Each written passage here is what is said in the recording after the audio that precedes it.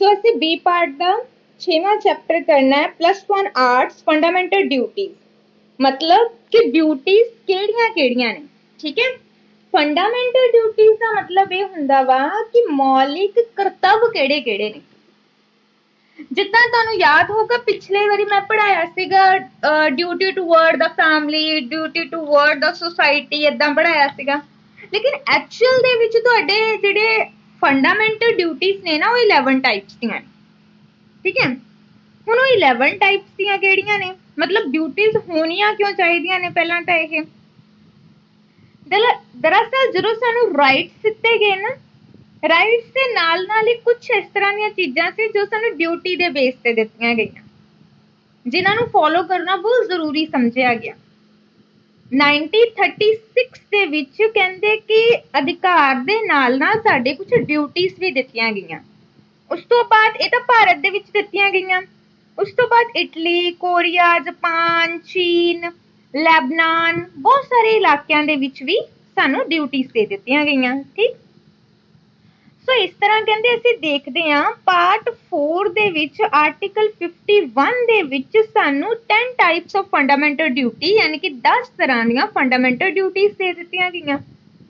ਲੇਕਿਨ ਉਸ ਤੋਂ ਬਾਅਦ 2002 ਦੇ ਵਿੱਚ ਅਮੈਂਡਮੈਂਟ ਕੀਤੀ। ਹੁਣ ਅਮੈਂਡਮੈਂਟ ਕੀ ਹੁੰਦੀ ਹੈ? ਅਮੈਂਡਮੈਂਟ ਦਾ ਮਤਲਬ ਹੁੰਦਾ ਸੋਧ ਕਰਨਾ ਠੀਕ। ਅਮੈਂਡਮੈਂਟ ਕੀਤੀ ਗਈ ਜਿਹਦੇ ਵਿੱਚ ਇੱਕ ਡਿਊਟੀ ਹੋਰ ਐਡ ਕਰਤੀ मतलब कितनियां हो गई 11। इसलिए अगर शॉर्ट आंसर टाइप क्वेश्चन ਦੇ ਵਿੱਚ ਕਦੇ क्वेश्चन आ जाए ना कि फंडामेंटल ड्यूटीज कितने टाइप्स ਦੀਆਂ ਨੇ ਤੁਸੀਂ ਲਿਖਣਾ ਹੈ 11 टाइप ऑफ फंडामेंटल ड्यूटी 11 ਤਰ੍ਹਾਂ ਦੀਆਂ ਨੇ फंडामेंटल ड्यूटी। चलो ਆਪਾਂ पढ़ते हैं।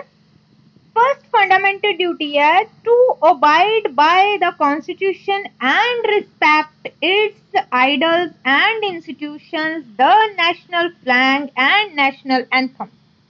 ਕਹਿੰਦੇ ਸੰਵਿਧਾਨ ਦੀ ਪਾਲਣਾ ਕਰਨੀ ਜਿੱਦਾਂ ਸਾਡਾ ਸੰਵਿਧਾਨ ਆ ਜਿਹੜਾ ਹੈਗਾ 26 ਜਨਵਰੀ 1950 ਨੂੰ ਇੰਪਲੀਮੈਂਟ ਕਰ ਦਿੱਤਾ ਗਿਆ। ਮਤਲਬ ਜਦੋਂ ਇਹ ਇੰਪਲੀਮੈਂਟ ਕੀਤਾ ਗਿਆ ਸਾਰਿਆਂ ਨੂੰ ਚਾਹੀਦਾ ਵਾ ਕਿ ਇਹਦਾ ਰਿਸਪੈਕਟ ਕੀਤਾ ਜਾਵੇ ਠੀਕ।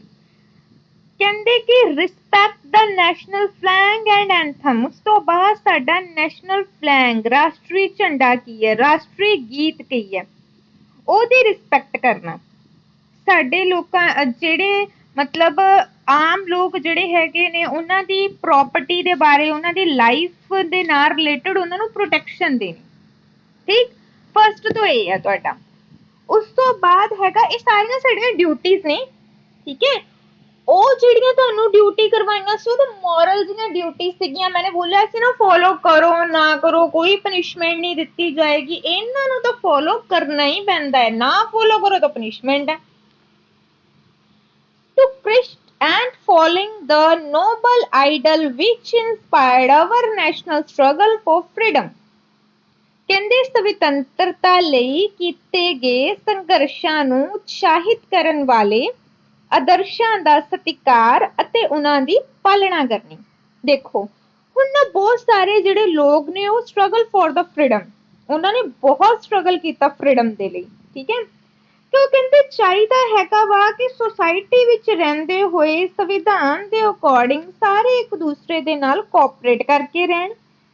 ਕਿਸੇ ਨਾਲ ਵੀ ਕਾਸਟ, ਰਿਲੀਜੀਅਸ ਜਾਂ ਰੇਸਿਜ਼ਮ ਦੇ ਬੇਸ ਤੇ ਇੱਕ ਦੂਜੇ ਦੇ ਨਾਲ ਡਿਸਕ੍ਰਿਮੀਨੇਸ਼ਨ ਨਹੀਂ ਕਰਨਾ ਚਾਹੀਦਾ ਠੀਕ।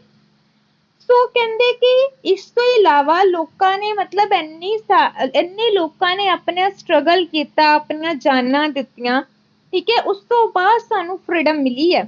ਦੈਨ ਉਹਨਾਂ ਪਰਸਨ ਦਾ ਰਿਸਪੈਕਟ ਕਰਨਾ। To uphold and protect the sovereignty, unity and integrity of India। ਮਤਲਬ ਭਾਰਤ ਦੀ ਪ੍ਰਭੂਸੱਤਾ, ਏਕਤਾ, ਅਖੰਡਤਾ ਦਾ ਸਮਰਥਨ ਅਤੇ ਉਹਨਾਂ ਦੀ ਰੱਖਿਆ। ਦੇਖੋ ਸਾਡਾ ਸੰਵਿਧਾਨ ਇੱਕ ਹੈ, ਇੱਕ ਕਨਸਟੀਟਿਊਸ਼ਨ ਹੈ ਤਾਂ ਇੱਕ ਸਾਡੀ ਰਾਸ਼ਟਰੀ ਭਾਸ਼ਾ ਹੈ, ਨੈਸ਼ਨਲ ਲੈਂਗੁਏਜ ਹੈ ਹਿੰਦੀ। ਜਿੱਦਾਂ ਇੱਕ ਹੀ ਤਰ੍ਹਾਂ ਦਾ ਸਾਡਾ ਇਤਿਹਾਸ ਹੈ। ਹੁਣ ਚਾਹੇ ਅਸੀਂ ਲੋਕਾਂ ਦੇ ਵੱਖਰੀ ਭਾਸ਼ਾ, ਨਸਲ, ਧਰਮ ਦੇ ਰਹਿੰਦੇ ਹਾਂ ਲੇਕਿਨ ਸਾਡੇ ਲੋਕਾਂ ਦਾ ਇਤਿਹਾਸ ਤਾਂ ਸਭ ਦਾ ਸੇਮ ਹੈ ਨਾ। ਸੋ ਕਹਿੰਦੇ ਕਿ ਇਸ ਲਈ ਜਦੋਂ ਦੇਸ਼ ਨੂੰ ਕਿਸੇ ਤਰ੍ਹਾਂ ਦੀ ਕੋਈ ਪ੍ਰੋਬਲਮ ਹੁੰਦੀ ਹੈ ਇੰਟਰਨਲ ਬੇਸ ਤੇ ਐਕਸਟਰਨਲ ਬੇਸ ਤੇ, ਸੋ ਚਾਹੀਦਾ ਹੈਗਾ ਕਿ ਅਸੀਂ ਸਾਰੇ ਮਿਲ ਕੇ ਉਸਨੂੰ ਫ੍ਰੀडम ਦਵਾਈਏ, ਅਸੀਂ ਯੂਨਿਟੀ ਬਣਾਈਏ, ਇੰਟੀਗ੍ਰਿਟੀ ਵਿੱਚ ਵੀ ਯੂਨਿਟੀ ਬਣਾ ਕੇ ਰੱਖੀਏ, ਮਤਲਬ ਅਖੰਡਤਾ ਵਿੱਚ ਵੀ ਏਕਤਾ ਬਣਾ ਕੇ ਰੱਖੀਏ। ਠੀਕ। ਨੈਕਸਟ ਫੋਰਥ ਕਹਿੰਦੇ to defend the country and render the national service when called for. ਕਹਿੰਦੇ ਦੇਸ਼ ਦੀ ਰਾਖੀ ਕਰਨੀ, ਲੋੜ ਪੈਣ ਤੇ ਉਹਦੀ ਸੇਵਾ ਕਰਨੀ। ਹੁਣ ਤੁਸੀਂ ਦੇਖੋ, ਕਹਿੰਦੇ ਭਾਰਤ ਸਾਡਾ ਇੱਕ ਰਾਜ ਹੈ, ਠੀਕ ਹੈ। ਭਾਰਤ ਕੀ ਹੈ? ਇੱਕ ਕਿਸਮ ਦੀ ਸਾਡੀ ਸਟੇਟ ਹੈ। ਸਾਰੇ ਭਾਰਤ ਦੇ ਨਾਗਰਿਕ ਹੋਣ ਦਾ ਮਤਲਬ ਸਾਰੇ ਜਾਣੇ ਭਾਰਤ ਦੇ ਨਾਗਰਿਕ ਨੇ। ਸੋ ਕਹਿੰਦੇ ਕਿ ਅਗਰ ਅਸੀਂ ਸਭ ਭਾਰਤ ਦੇ ਸਿਟੀਜ਼ਨ ਹੈ ਤਾਂ ਫਿਰ ਜਦੋਂ ਵੀ ਭਾਰਤ ਦੇ ਲੋਕਾਂ ਨੂੰ ਜ਼ਰੂਰਤ ਪੈਂਦੀ ਹੈ, ਸਾਨੂੰ ਚਾਹੀਦਾ ਹੈ ਕਿ ਉਹਦੀ ਪ੍ਰੋਟੈਕਸ਼ਨ ਦੇ ਲਈ ਅਸੀਂ ਸਾਰੇ ਦੇ ਸਾਰੇ ਲੋਕ ਮਿਲ ਕੇ ਕੰਮ ਕਰੀਏ, ਆਪਣੇ ਹਰ ਇੱਕ ਕਰਤੱਵ ਨੂੰ ਨਿਭਾਈਏ। ਠੀਕ। To promote harmony and the spirit of the common brotherhood amongst all the people of India, transcending religion, illustrate and religion or the section diversities to the renewed practice dignity of women। मतलब ਧਾਰਮਿਕ, ਭਾਸ਼ਾਈ ਤੇ ਖੇਤਰ ਸਭ ਚੀਜ਼ਾਂ ਤੋਂ ਕੋਲੋਂ ਉੱਪਰ ਉੱਠਣਾ। ਠੀਕ ਹੈ। ਮਤਲਬ ਭਾਸ਼ਾ, ਧਰਮ, ਨਸਲ ਸਾਰੀਆਂ ਚੀਜ਼ਾਂ ਨੂੰ ਇਗਨੋਰ ਕਰੋ, ਆਪਣੇ ਆਪ ਨੂੰ ਅਪਲਿਫਟ ਕਰੋ ਕਿ ਨਹੀਂ ਤੁਸੀਂ ਇਹਨਾਂ ਚੀਜ਼ਾਂ 'ਚ ਬਿਲੀਵ ਨਹੀਂ ਕਰਨਾ। ਆਪਸ ਦੇ ਵਿੱਚ ਬ੍ਰਦਰਹੁੱਡ ਦੀ ਫੀਲਿੰਗ ਰੱਖੋ। ਵਮਨ ਜਿਹੜੀਆਂ ਹੈਗੀਆਂ ਨੇ ਉਹਨਾਂ ਦੀ ਪ੍ਰੋਟੈਕਸ਼ਨ ਦੇ ਲਈ ਕੰਮ ਕਰੋ, ਵਮਨ ਨੂੰ ਰਿਸਪੈਕਟ ਦਿਓ। ਕਹਿੰਦੇ ਇਹੀ ਤੁਹਾਡਾ ਇੱਕ ਕਿਸਮ ਦੀ ਡਿਊਟੀ ਹੈ। ਠੀਕ ਹੈ, ਤੁਹਾਡਾ ਕਰਤੱਵ ਹੈ, ਇੱਕ ਕਿਸਮ ਦਾ ਤੁਹਾਡੀ ਡਿਊਟੀ ਹੈ। To value and the preserve the rich inheritage of our the composite culture। ਕਹਿੰਦੇ ਕਿ ਮਿਲੇ ਜੁਲੇ ਸੱਭਿਆਚਾਰ ਦੀ ਅਮੀਰ ਵਿਰਾਸਤ ਦਾ ਸਤਿਕਾਰ ਕਰਨਾ, ਇਸ ਨੂੰ ਕਾਇਮ ਰੱਖਣਾ। ਠੀਕ।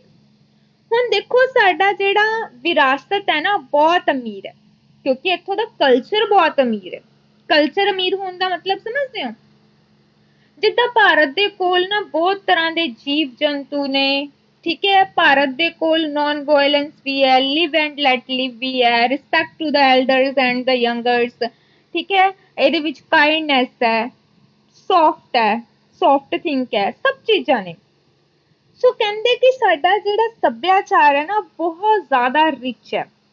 ਸੋ ਕਹਿੰਦੇ ਇਸ ਜਿਹੜਾ ਮਤਲਬ ਇਹ ਹਮੇਸ਼ਾ ਤੋਂ ਰਿਚ ਬਣਿਆ ਰਹੇ। ਸੋ ਜ਼ਰੂਰਤ ਹੈ one generation to another generation ਤੱਕ ਇਸ ਨੂੰ ਏਦਾਂ ਹੀ ਲਿਜਾਇਆ ਜਾਵੇ। ਕਹਿੰਦੇ ਸਾਡੇ ਇੱਥੇ ਹਰੇਕ ਕਿਸਮ ਦੇ ਕਰਤੱਵ ਨੇ, ਜਿੱਦਾਂ respect to elders, protect to ਜਿੱਦਾਂ ਫੋਰੈਸਟ। ਠੀਕ ਹੈ। Believe in non violence, live and let live. ਠੀਕ ਹੈ। ਸੌਫਟਨੈਸ, ਇਹ ਸਾਰੀਆਂ ਚੀਜ਼ਾਂ ਕੀ ਨੇ? ਇੱਕ ਕਿਸਮ ਦਾ ਸਾਡਾ ਕਲਚਰ ਨੇ। ਠੀਕ।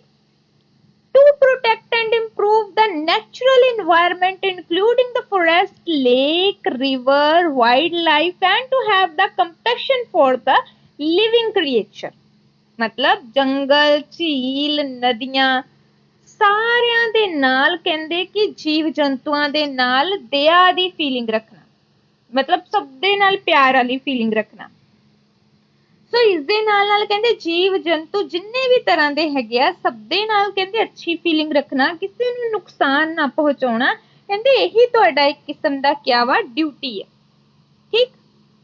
ਉਸ ਤੋਂ ਬਾਅਦ ਆ ਜਾਂਦਾ to develop the scientific temper, humanism and the spirit of the inquiry and the reform. ਮਤਲਬ ਵਿਗਿਆਨਿਕ ਦ੍ਰਿਸ਼ਟੀਕੋਣ, ਸਾਇੰਟਿਫਿਕ ਟੈਂਪਰ। ਦੇਖੋ ਕਹਿੰਦੇ ਅੱਜ ਤੁਸੀਂ 21 ਸੈਂਚੁਰੀ ਦੇ ਵਿੱਚ ਰਹਿ ਰਹੇ ਆ, ਲੇਕਿਨ ਅੱਜ ਵੀ ਲੋਕ ਨਾ ਬਹੁਤ ਸਾਰੀਆਂ ਏਦਾਂ ਦੀਆਂ ਚੀਜ਼ਾਂ 'ਚ ਬਿਲੀਵ ਕਰਦੇ ਆ। For example the black magic, superstitious power, ਇਸ ਤਰ੍ਹਾਂ ਦੀਆਂ ਚੀਜ਼ਾਂ ਦੇ ਵਿੱਚ ਬਿਲੀਵ ਕਰਦੇ ਆ। ਕਹਿੰਦੇ ਚਾਹੀਦਾ ਵਾ ਹਿਊਮਨਿਜ਼ਮ ਦੇ ਵਿੱਚ ਬਿਲੀਵ ਕਰਨਾ, ਮਾਨਵਵਾਦ ਦੇ ਵਿੱਚ ਬਿਲੀਵ ਕਰਨਾ, ਰਿਫਾਰਮਸ ਕਰਨੇ, ਸੁਧਾਰ ਕਰਨੇ। ਅੱਜ ਦੇ ਟਾਈਮ ਪੀਰੀਅਡ ਦੇ ਵਿੱਚ ਵੀ ਅਗਰ ਤੁਸੀਂ ਦੇਖੋ ਤਾਂ ਬਲੀ ਦੇਣਾ ਬੜੀ ਨੋਰਮਲ ਜੀ ਗੱਲ ਹੈ, ਲੋਕ ਦੇ ਦਿੰਦੇ ਨੇ। ਬਾਬਿਆਂ ਨੂੰ ਮੰਨਣਾ, ਤੁਸੀਂ ਇਹ ਚੀਜ਼ਾਂ ਲਿਖ ਸਕਦੇ ਹੋ ਵਿੱਚ ਕਿ ਬਾਬਿਆਂ ਨੂੰ ਮੰਨਣਾ, ਉਹਨਾਂ ਦੇ ਹੱਥੋਂ ਲੁੱਟੇ ਜਾਣਾ। ਬੜੀਆਂ ਨੋਰਮਲ ਜਿਹੀਆਂ ਗੱਲਾਂ ਨੇ ਜਿਹੜੀਆਂ ਕਿ ਅੱਜ 21 ਸੈਂਚੁਰੀ ਦੇ ਵਿੱਚ ਵੀ ਐਜ਼ ਇਟ ਇਜ਼ ਬਣੀਆਂ ਹੋਈਆਂ ਨੇ। ਕਹਿੰਦੇ ਜ਼ਰੂਰਤ ਹੈ ਇੱਕ ਸਾਇੰਟੀਫਿਕ ਮੈਨਰ ਨੂੰ ਮੰਨਣ ਦੇ ਲਈ, ਸਾਇੰਟੀਫਿਕ ਟੈਂਪਰ ਦੇ ਅਕੋਰਡਿੰਗ ਸਿਸਟਮ ਨੂੰ ਚਲਾਉਣ ਦੇ ਲਈ ਇੱਕ ਇਸ ਤਰ੍ਹਾਂ ਦੀ ਸੁਸਾਇਟੀ ਬਣਾਓ ਜਿਹੜੀ ਕਿ ਸੁਪਰਸਟੀਸ਼ੀਅਸ ਪਾਵਰ ਤੋਂ ਬਾਹਰ ਹੋਵੇ। ਠੀਕ ਹੈ। Protection of a public property and to observe violence. ਕਹਿੰਦੇ ਜਨਤਕ ਸੰਪत्ति ਦੀ ਰੱਖਿਆ ਕਰਨਾ, ਹਿੰਸਾ ਨੂੰ ਤਿਆਗ ਦੇਣਾ। ਦੇਖੋ ਬੱਚੇ, ਸਭ ਤੋਂ ਪਹਿਲਾਂ ਤਾਂ ਹੈਗਾ ਵਾ ਕਿ ਜਿਹੜੀ ਤੁਹਾਡੀ ਪ੍ਰਾਪਰਟੀ ਹੈ ਉਸ ਦੀ ਪ੍ਰੋਟੈਕਸ਼ਨ ਦੇ ਲਈ ਕੰਮ ਕਰਨਾ। ਪਬਲਿਕ ਪ੍ਰਾਪਰਟੀ ਹੈ ਜੋ, ਉਸ ਦੇ ਲਈ ਵੀ ਪ੍ਰੋਟੈਕਸ਼ਨ ਦੇ ਲਈ ਕੰਮ ਕਰਨਾ। ਹੁਣ ਦੇਖੋ ਡਾਕ ਘਰ ਨੇ, ਪੋਸਟ ਆਫਿਸ ਨੇ, ਬੱਸਿਸ ਨੇ, ਸਕੂਲ ਬੱਸਿਸ ਨੇ, ਕਾਲਜ ਬੱਸਿਸ ਨੇ, ਇਹ ਕੀ ਨੇ? ਤੁਹਾਡੀ ਪ੍ਰਾਪਰਟੀ ਥੋੜੀ ਨਾ, ਪਬਲਿਕ ਪ੍ਰਾਪਰਟੀ ਹੈ। ਠੀਕ ਹੈ। ਸੋ ਬੈਟਰ ਹੈ ਉਸ ਪਬਲਿਕ ਪ੍ਰਾਪਰਟੀ ਦੇ ਅਗਰ ਪ੍ਰੋਟੈਕਸ਼ਨ ਕੀਤੀ ਜਾਵੇ। ਲੋਕ ਮੋਸਟਲੀ ਕੀ ਕਰਦੇ ਨੇ, ਜਦੋਂ ਵੀ ਵਾਇਲੈਂਸ ਦੇ ਵਿੱਚ ਆਉਂਦੇ ਨੇ, ਪਬਲਿਕ ਪ੍ਰਾਪਰਟੀ ਸਾੜ ਦਿੰਦੇ ਨੇ। ਉਹਨਾਂ ਨੂੰ ਲੱਗਦਾ ਹੈ ਏਦਾਂ ਗਵਰਨਮੈਂਟ ਨੂੰ ਨੁਕਸਾਨ ਪਹੁੰਚਾਇਆ ਜਾਏਗਾ। ਅਰੇ ਨਹੀਂ, ਗਵਰਨਮੈਂਟ ਨੂੰ ਕੋਈ ਨੁਕਸਾਨ ਨਹੀਂ ਇਹਨਾਂ ਚੀਜ਼ਾਂ ਦਾ, ਕਿਉਂਕਿ ਗਵਰਨਮੈਂਟ ਦੀ ਥੋੜੀ ਨਾ। ਅਗਰ ਤੁਸੀਂ ਨਰਿੰਦਰ ਮੋਦੀ ਦੀ ਕਾਰ ਸਾੜਦੇ ਹੋ ਨਾ, ਤੇ ਇਹਦਾ ਮਤਲਬ ਹੈ ਤੁਸੀਂ ਉਹਦੀ ਪ੍ਰਾਪਰਟੀ ਨੂੰ ਹਾਰਮ ਕੀਤਾ। ਅਗਰ ਤੁਸੀਂ ਇੱਕ ਬੱਸ ਸਾੜ ਦਿੰਦੇ ਹੋ ਨਾ ਇਸ ਟਾਈਮ, ਤੇ ਇਹਦਾ ਮਤਲਬ ਹੈ ਤੁਸੀਂ ਆਪਣੀ ਪ੍ਰਾਪਰਟੀ ਨੂੰ ਸਾੜ ਦਿੱਤਾ। ਗਵਰਨਮੈਂਟ ਦਾ ਕੀ ਆ, 5 ਸਾਲਾਂ ਬਾਅਦ ਨਵੀਂ ਆਏਗੀ, ਉਹੀ ਬੱਸ ਉਹਨੇ ਦੁਬਾਰਾ ਬਣਾ ਦੇਣੀ, ਉਹਨੇ ਪੱਲਿਓਂ ਪੈਸੇ ਲਾਣੇ? ਨਹੀਂ, ਉਹਨੇ ਨਹੀਂ ਲਾਣੇ। ਸੋ ਇਹਨਾਂ ਚੀਜ਼ਾਂ ਨੂੰ ਸਮਝਣ ਦੀ ਜ਼ਰੂਰਤ ਹੈ। ਲੋਕ ਅਗਰੈਸ਼ਨ ਦੇ ਵਿੱਚ ਆਉਂਦੇ ਨੇ, ਗੁੱਸੇ ਦੇ ਵਿੱਚ ਆਉਂਦੇ ਨੇ, ਪਬਲਿਕ ਪ੍ਰਾਪਰਟੀ ਡਿਸਟਰੋਏ ਕਰ ਦਿੰਦੇ ਨੇ। ਕਰ ਦੋ। ਤੁਹਾਨੂੰ ਕੀ ਲੱਗਦਾ ਹੈ ਤੁਹਾਡੀ ਪਬਲਿਕ ਪ੍ਰਾਪਰਟੀ ਡਿਸਟਰੋਏ ਕਰਨ ਦੇ ਨਾਲ ਗਵਰਨਮੈਂਟ ਤੁਹਾਡੇ ਰੂਲ ਐਂਡ ਰੈਗੂਲੇਸ਼ਨਸ ਨੂੰ ਮੰਨ ਲੈਂਦੀ ਹੈ? ਉਸਨੂੰ ਕੁਝ ਫਰਕ ਨਹੀਂ ਪੈਂਦਾ। ਉਹਦੇ ਲਈ ਉਹ ਇੱਕ ਵੇਸਟਲੈਸ ਚੀਜ਼ ਹੈ। ਅਰੇ ਯਾਰ, ਤੁਸੀਂ ਲੋਕਾਂ ਨੇ ਤਾਂ ਫਿਰ ਵੀ ਉੱਥੇ ਸਫ਼ਰ ਕਰ ਲੈਣਾ ਹੁੰਦਾ ਉਸ ਬੱਸ ਦੇ ਵਿੱਚ। ਲੀਡਰਸ ਨੇ ਕਦੇ ਕਰਨਾ ਸਫ਼ਰ?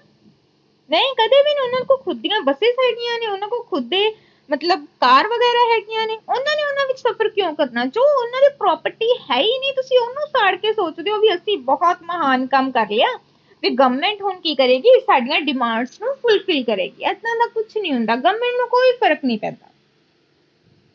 ਕਹਿੰਦੇ ਸੋ ਬੈਟਰ ਹੈ ਕਿ ਅਸੀਂ ਪਬਲਿਕ ਪ੍ਰਾਪਰਟੀ ਦੀ ਪ੍ਰੋਟੈਕਸ਼ਨ ਕਰੀਏ, ਉਸਨੂੰ ਨਾ ਸਾੜਨ ਦਾ ਕੰਮ ਕਰੀਏ। To strive toward the excellence in the spheres of the individual and the collective activity so that the nation the constantly rise to the higher level of the endeavor and the achievements। ਕਹਿੰਦੇ ਵਿਅਕਤੀਗਤ ਅਤੇ ਸਮੂਹਿਕ ਗਤੀਵਿਧੀਆਂ ਦੇ ਹਰੇਕ ਖੇਤਰ ਦੇ ਵਿੱਚ ਸ਼੍ਰੇਸ਼ਟਤਾ ਪ੍ਰਾਪਤ ਕਰਨਾ। ਇਹਦਾ ਮਤਲਬ ਇਹ ਹੈ ਕਿ ਕਹਿੰਦੇ ਚਾਹੇ ਤੁਸੀਂ ਕਿਸੇ ਵੀ ਚੀਜ਼ 'ਚ ਪਰਫੈਕਟ ਹੋ, whatever art, whatever design, whatever statue creation, ਤੁਸੀਂ ਕਿਸੇ ਵੀ ਚੀਜ਼ 'ਚ ਬਹੁਤ ਜ਼ਿਆਦਾ ਫੇਮਸ ਹੋ, ਉਸ ਚੀਜ਼ ਨੂੰ ਹੋਰ ਵੀ ਜ਼ਿਆਦਾ ਵਧੀਆ ਬਣਾਓ। ਕਹਿੰਦੇ ਬਿਕੋਜ਼ ਇਸ ਦੇ ਨਾਲ ਕੀ ਹੋਏਗਾ, ਇੱਕ ਤਾਂ ਤੁਹਾਡੇ ਨੇਸ਼ਨ ਦਾ ਨਾਮ ਹੋਏਗਾ, ਇੱਕ ਤੁਹਾਡੀ ਸਿਟੀ ਦਾ ਨਾਮ, ਇੱਕ ਤੁਹਾਡੀ ਸਟੇਟ ਦਾ ਨਾਮ, ਇੱਕ ਤੁਹਾਡੀ ਕੰਟਰੀ ਦਾ ਨਾਮ ਹੋਏਗਾ। ਠੀਕ ਹੈ। ਸੋ ਕਹਿੰਦੇ ਕਿ ਇਸ ਚੀਜ਼ ਦੇ ਲਈ ਤੁਹਾਨੂੰ ਐਫਰਟਸ ਕਰਦੇ ਰਹਿਣਾ ਚਾਹੀਦਾ ਕਿ ਅਗਰ ਤੁਸੀਂ ਕਿਸੇ ਚੀਜ਼ ਦੇ ਲਈ ਐਕਸਪਰਟ ਹੋ, ਦੈਨ ਉਸ ਚੀਜ਼ ਨੂੰ ਹੋਰ ਵੀ ਜ਼ਿਆਦਾ ਅਪਲਿਫਟ ਕਰਨ ਦਾ ਕੰਮ ਕਰਨਾ। ਇਹ ਤੁਹਾਡੀ ਡਿਊਟੀ ਹੈ। ਓਕੇ ਜੀ, last duty, to promote the opportunity of education to the children by the parents। ਕਹਿੰਦੇ ਕਿ ਮਾਤਾ ਪਿਤਾ ਦੁਆਰਾ ਬੱਚਿਆਂ ਨੂੰ ਵਿੱਦਿਆ ਪ੍ਰਾਪਤ ਕਰਨ ਦੇ ਮੌਕੇ ਦੇਣਾ। ਆਰਟੀਕਲ 45 ਦੇ ਵਿੱਚ ਲਿਖਿਆ ਗਿਆ ਵਾ ਕਿ 10 ਸਾਲਾਂ ਦੇ ਅੰਦਰ 14 ਸਾਲ ਦੇ ਬੱਚਿਆਂ ਦੇ ਲਈ ਫ੍ਰੀ ਐਜੂਕੇਸ਼ਨ ਪ੍ਰੋਵਾਈਡ ਕੀਤੀ ਜਾਏਗੀ। ਅੱਜ ਆਜ਼ਾਦੀ ਨੂੰ ਬਹੁਤ ਟਾਈਮ ਹੋ ਚੁੱਕਾ ਹੈ। 2002 ਦੇ ਵਿੱਚ ਅਗੇਨ ਇੱਕ ਕਾਨੂੰਨ ਪਾਸ ਹੋਇਆ ਸੀ ਜਿਹਦੇ ਵਿੱਚ ਕਿਹਾ ਗਿਆ ਸੀ 6 ਤੋਂ 14 ਸਾਲ ਦੇ ਬੱਚਿਆਂ ਦੇ ਲਈ ਫ੍ਰੀ ਐਜੂਕੇਸ਼ਨ ਪ੍ਰੋਵਾਈਡ ਕੀਤੀ ਜਾਏਗੀ। 2008 ਦੇ ਵਿੱਚ ਇਹ ਕਾਨੂੰਨ ਜਿਹੜਾ ਸੀ ਪਾਰਲੀਮੈਂਟ ਵਿੱਚ ਰੱਖਿਆ ਗਿਆ, 9 ਤੱਕ ਉੱਥੇ ਬੈਂਸ ਹੋਈ, 10 ਵਿੱਚ ਲਾਗੂ ਕਰ ਦਿੱਤਾ, ਇੰਪਲੀਮੈਂਟ ਕਰ ਦਿੱਤਾ ਕਿ ਵਾਕਈ 6 ਤੋਂ 14 ਸਾਲ ਦੇ ਜਿਹੜੇ ਬੱਚੇ ਹੋਣਗੇ ਉਹਨਾਂ ਦੀ ਪ੍ਰੋਟੈਕਸ਼ਨ ਦੇ ਲਈ ਕੰਮ ਕੀਤਾ ਜਾਏਗਾ। ਠੀਕ ਹੈ, ਉਹਨਾਂ ਦੀ ਪ੍ਰੋਟੈਕਸ਼ਨ ਦੇ ਲਈ ਕੰਮ ਕੀਤਾ ਜਾਏਗਾ, ਮਤਲਬ ਕਿ ਉਹਨਾਂ ਨੂੰ ਪ੍ਰੋਟੈਕਟ ਕੀਤਾ ਜਾਏਗਾ 6 ਤੋਂ 14 ਸਾਲ ਦੇ ਬੱਚਿਆਂ ਨੂੰ। ਠੀਕ ਹੈ, ਇਸ ਦੇ ਨਾਲ ਹੀ ਚੈਪਟਰ ਦਾ ਇਹ ਪੋਰਸ਼ਨ ਇੱਥੇ